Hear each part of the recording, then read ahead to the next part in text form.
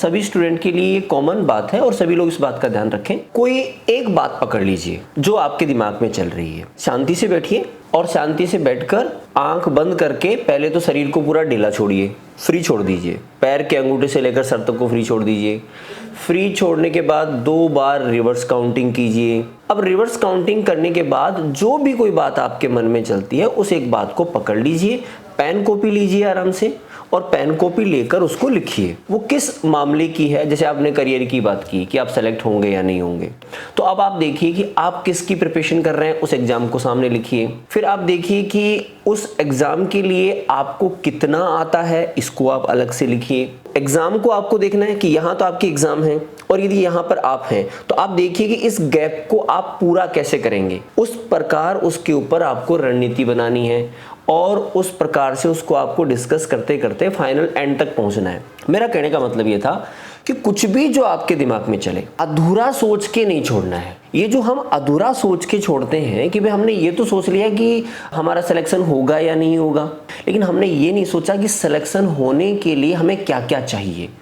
अब यदि हमारे मन में ये बात आई है कि सिलेक्शन होगा या नहीं होगा, तो देखो ये तो वाजिब चिंता है, इसमें कोई टेंशन की बात नहीं है, ठीक है। हर किसी के मन में आती है और आनी चाहिए। लेकिन जब अब आ गई है तो अपने आप से कंफर्मेशन ले लो कि आप सेलेक्ट होंगे या नहीं होंगे, और होंगे तो कैसे होंगे। क्योंकि देखो कोई भी एग्जाम जो है एक चीज आपसे मांगती है, एक पावर आपसे मांगती है। अब वो जो पावर आपसे मांगती है उस पावर को लेने के लिए आप क्या कर रहे हैं। मानिए आप यहाँ पर हैं और आपके एग्जाम यहाँ पर है, तो वहां तक पहुंचने के लिए आपको आप क्या कर रहे हैं और क्या करना चाहिए, इसको एक बार सीधे सीधे पेन कॉपी लेके बैठ के लिख लीजिए। जैसे मैं एग्जाम्पल दूं आपको, आप कोई भी एग्जाम है उसका सिलेबस ले लीजिए। जितने भी स्टूडेंट हैं सबके लिए कॉमन बात है, आप सब लोग याद रखें। उसका सिलेबस सामने लिखिए। अब सिलेबस सामने लिखने के बाद में आज आप कहाँ हैं, एक बार एक काम करें, घंटे 2 घंटे एक बार फ्री निकाल लें और घर पे आराम से बैठ के पेन कॉपी लेके लिख लीजिए कि ये एग्जाम है, इसमें ये सब्जेक्ट आएंगी और इस सब्जेक्ट में ये टॉपिक आएंगे, तो इस पर्टिकुलर टॉपिक में मेरे को कितना आता है, और उसको बाकायदा लिख लीजिए, ठीक है।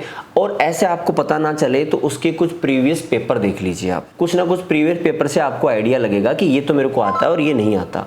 जो नहीं आता है उसको नोट डाउन करते चलें। हर किसी टॉपिक और सब टॉपिक में नोट डाउन करते चलें, करते चलें, करते चलें। इस कैलकुलेशन से आपको ये पता लगेगा कि ये इतना उस एग्जाम को जरूरत है और ये इतना मेरे को आता है। अब आपकी रणनीति क्या होगी कि अब ये जो मेरे को नहीं आता है इसको प्राप्त करने के लिए मुझे क्या करना है। फिर आप वो स्टार्ट करें, जैसे आप कोई कोचिंग करते हैं, प्रिपरेशन करते हैं, जो भी आप कर रहे हैं उसके प्रति आप लग जाइए। आपके अपनी सेल्फ स्टडी कर रहे हैं उसमें लग जाइए, क्योंकि जो फाइनल विचार है वो काम का होता है, अधूरा विचार कभी कोई काम का नहीं होता है। और मैं तो अक्सर स्टूडेंट्स को ये कहता हूँ कि देखो सोचने में कोई बुराई नहीं है, खूब सोचो, लेकिन अधूरा सोच के छोड़ना नहीं है। अभी थोड़ी देर मेरे मन में आया कि साहब मैं क्या पता नहीं सेलेक्ट होऊंगा या नहीं होऊंगा, फिर थोड़ी देर बाद में कुछ दूसरी बात आ रही है, फिर तीसरी बात आ रही है।